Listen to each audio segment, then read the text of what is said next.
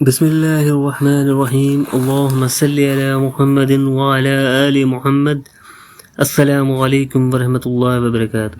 خندق کے کنارے خطرناک جنگ کا واقعہ۔ کافروں کا لشکر 10,000 سے زائد افراد پر مشتمل تھا۔ ان میں سینکڑوں گھڑ سوار اور اونٹ سوار شامل تھے۔ عرب کے لوگوں نے آج تک اتنا بڑا لشکر نہیں دیکھا تھا۔ یہ لشکر مدینے پر حملہ کرنے جا رہا تھا۔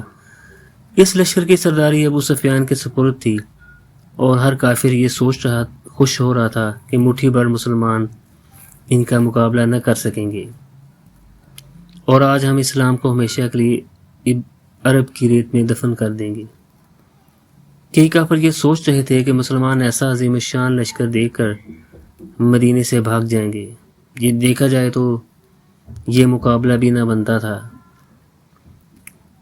ادھر 10,000 کا لشکر ہر قسم کے ساز و سامان سے لیس، ادھر 3,000 مسلمان، اور ان میں سے زیادہ تر مناسب ہتھیاروں سے محروم۔ رسول اللہ صلی اللہ علیہ وآلہ وسلم جب ہمارے ساتھ ہیں، اپنے دل سے ہر قسم کا خوف کو نکال دو، اپنی جانیں اللہ کی راہ میں قربان کرنے کے لیے تیار ہو جاؤ، انشاءاللہ تم 10,000 پر فتح پاؤ گے۔ ہر طرف اللہ اکبر کے نعرے گونجنے کے لیے مسلمانوں کے پاس ایمان کی طاقت تھی۔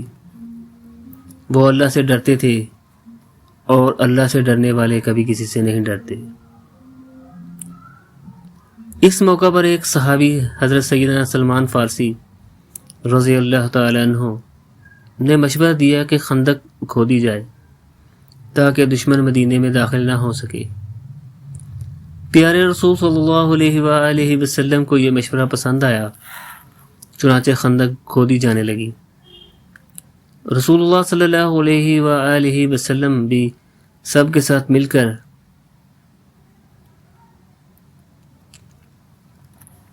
خندق کھود رہے تھے۔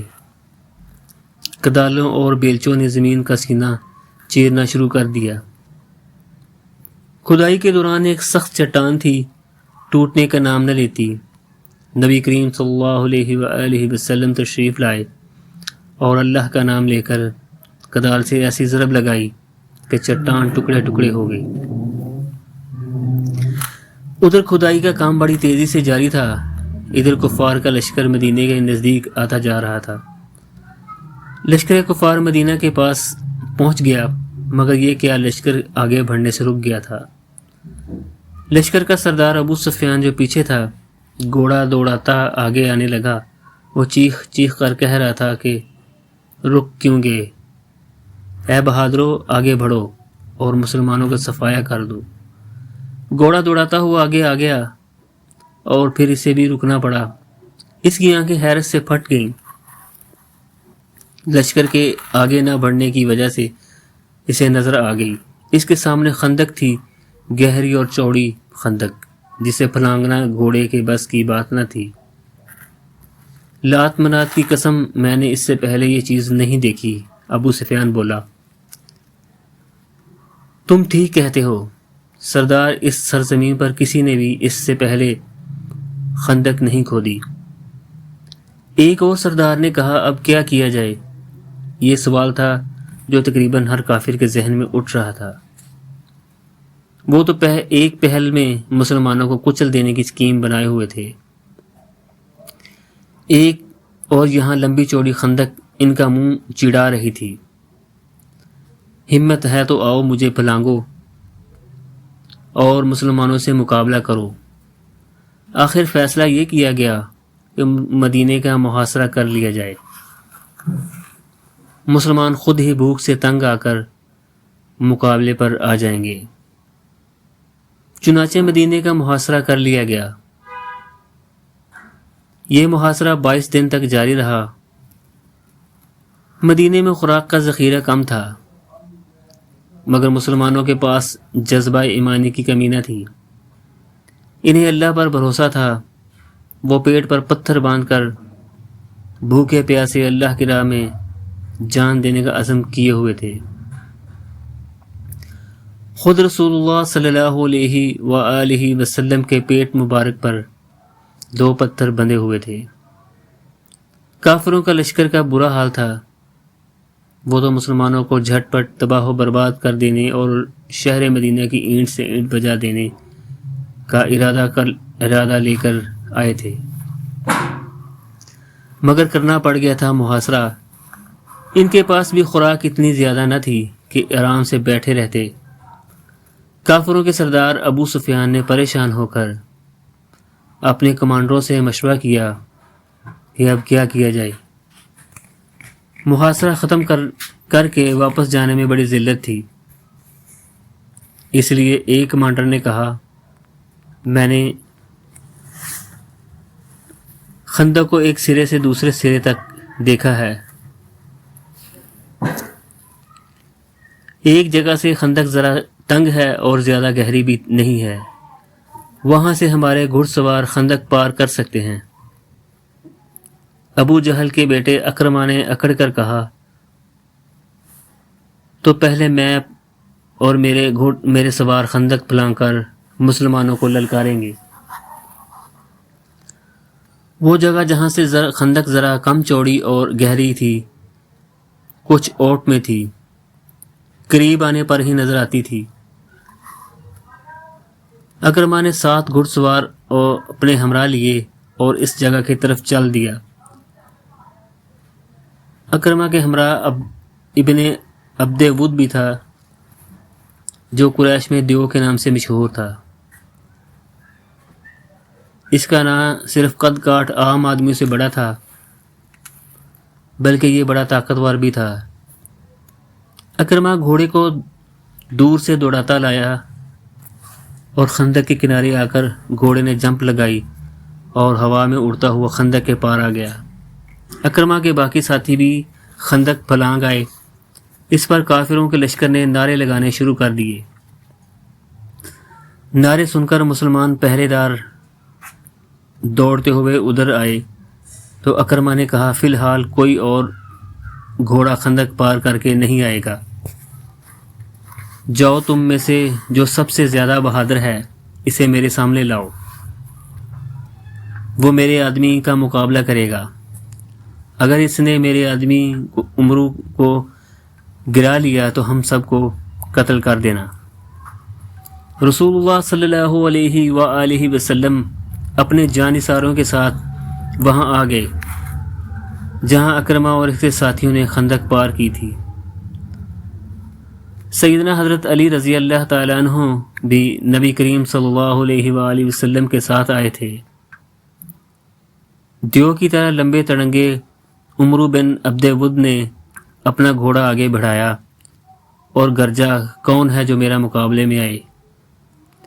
میں وہ ہوں جو 100 گھڑ سواروں کو اکیلا شکست دے سکتا ہوں، جسے آج تک کوئی نہیں گرا سکا اور نہ گرا سکے گا۔ حضرت سیدنا مولا علی شیر خدا کرم اللہ وجہ الکریم آگے بڑھے۔ آپ کے ہاتھ میں نبی کریم صلی اللہ علیہ وآلہ وسلم کی دی ہوئی تلوار تھی۔ آپ عمرو بن عبد ود کے سامنے آ کھڑے ہوئے۔ عمرو نے آنکھیں سکیڑ کر غور سے حضرت سیدنا علی مرتضیٰ شیر خدا کو دیکھا۔ وہ بولا، اے ابو طالب کے بیٹے، تمہارا باپ میرا دوست تھا، کیا آج مجھے اپنے دوست کے بیٹے کو قتل کرنا پڑے گا؟ حضرت سیدنا علی مرتضیٰ شیر خدا کرم اللہ وجہ الکریم کی طرف دھاڑے کی طرح اے عمرو، دوستی ختم ہو چکی ہے، میں تمہیں ایک بار دعوت دوں گا کہ اسلام قبول کر لو۔ عمرو بن عبد ود گھوڑے سے اترا اور کہنے لگا، میں نے ایک بار یہ دعوت سن لی ہے، اب دوبارہ سنوں گا بھی نہیں۔ عمرو تلوار سونت کر سیدنا علی مرتضیٰ شیر خدا رضی اللہ تعالیٰ عنہ کے مقابلے پر آ گیا۔ اس نے پہلا وار بڑی تیزی سے اور طاقت سے کیا۔ سیدنا علی مرتضیٰ نے وار روکا۔ عمرو غصے میں آ گیا اور لگا پیر در پہ وار کرنے، مگر اس کے سامنے شیر خدا تھے جو اس جیسے کئی مغروروں کو غرور خاک میں ملا چکے تھے۔ سیدنا علی مرتضیٰ نے بھی ابھی تک ایک بار بھی وار نہیں کیا تھا۔ قریش کے لشکری نعرے مار کر جوشیلے شعر پڑھ کر عمرو کو جوش دلا رہے تھے، مگر پھر ان کے نعرے رک گئے کیونکہ ان کا ساتھی اب ہانپنے لگا تھا، وہ تھک چکا تھا۔ سیدنا علی علیہ السلام نے بھی دیکھا تو اپنی تلوار پھینک کر بجلی کی طرح عمرو پر جھپٹے اور اس کی گردن دونوں ہاتھوں میں دبوچ لی اور ٹانگ لگا کر اسے پیٹھ کے بل گرا دیا۔ عمرو نے اپنی گردن چھڑانے کے لیے پورا زور لگایا مگر نہ چھڑا سکا۔ سیدنا علی علیہ السلام نے کمر سے بندھا خنجر نکالا اور عمرو کی شاہ رگ پر رکھ دیا اور بولے، ابھی وقت ہے، میں تمہاری جان بخشی کر دوں گا۔ عمرو بن عبد ود نے جواب میں جو حرکت کی وہ بڑی گھٹیا حرکت تھی۔ اس نے سیدنا علی علیہ السلام و رضی اللہ تعالی عنہ کے منہ پر تھوک دیا۔ سب لوگ عمرو کی اس حرکت کو دیکھ کر حیران رہ گئے، مگر اس وقت مارے حیرت کے ان کی چیخیں نکل گئیں جب انہوں نے دیکھا کہ سیدنا علی علیہ السلام عمرو کے سینے سے اٹھ گئے اور اپنا خنجر کمر بند سے دوبارہ لگا لیا۔ سب کا یہ خیال تھا کہ عمرو کے تھوکنے کے بعد سیدنا علی مرتضیٰ شیر خدا رضی اللہ تعالیٰ عنہ وکرم اللہ وجہ الکریم نے غصے میں آ کر عمرو کی شاہ راہ کاٹ دیں گے۔ سیدنا علی مرتضیٰ بولے، عمرو میں نے اللہ کے لیے تیرے ساتھ لڑائی کی تھی اور تو نے میرے منہ پر تھوک دیا۔ اب اگر میں تجھے قتل کرتا تو لوگ کہتے کہ میں نے تجھے ذاتی دشمنی اور غصے میں مارا ہے، چلا جا یہاں سے، مسلمان صرف اللہ کی خاطر لڑتے ہیں۔ عمرو بن عبد ود جس نے آج تک شکست نہ کھائی تھی، آج اپنے 10,000 کے لشکر کے سامنے ہار گیا تھا۔ اس سے اپنی یہ ذلت برداشت نہ ہو سکی، اس نے ایک اور گھٹیا حرکت کی۔ تلوار اٹھا کر سیدنا علی مرتضیٰ شیر خدا کرم اللہ وجہ کریم پر جھپٹ پڑا۔ سیدنا علی مرتضیٰ اس اوچھے وار کے لیے تیار نہ تھے، مگر انہوں نے یہ وار ڈھال پر روکا۔ پھر سیدنا علی مرتضیٰ شیر خدا کی تلوار بجلی کی طرح لہرائی اور عمرو بن عبد ود کی گردن کاٹتی چلی گئی۔ عمرو بن عبد ود گر پڑا، تڑپنے لگا۔ مسلمان اللہ اکبر کے نعرے لگا رہے تھے اور کافروں کو تو گویا سانپ سونگھ گیا تھا۔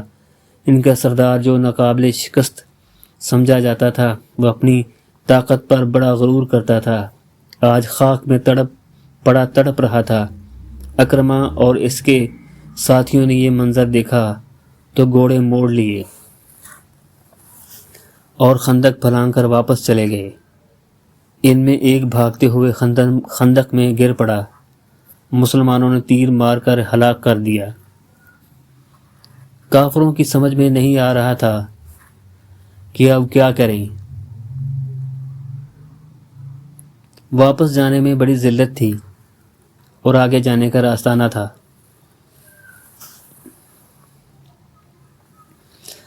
پھر ایک ایسا واقعہ ہوا جس نے کافروں کی رہی سہی ہمت بھی ختم کر دی۔ ہوا یوں کہ زبردست آندھی آ گئی۔ یہ آندھی اس قدر تیز تھی کہ کافروں کے خیمے اڑا لے گئی۔ ان کے اونٹ اور گھوڑے خوفزدہ ہو کر رسیاں توڑا کر بھاگنے لگے۔ ابو سفیان نے یہ حال دیکھا تو گھبرا کر واپس مکے کی طرف چل دیا۔ 10,000 کا وہ لشکر جو مکہ سے یہ خواب لے کر چلا تھا مٹھی بھر مسلمانوں کو کچل دے گا، پسپا ہو کر جا رہا تھا۔ اللہ تعالیٰ نے اپنے قلیل بندوں کو فتح کامرانی سے سرفراز کیا تھا۔ ویڈیو اچھی لگی ہو تو ویڈیو کو لائک کریں، شیئر کریں اور چینل کو سبسکرائب کریں۔ شکریہ۔ اللہم صلی علی محمد وعلی آل محمد۔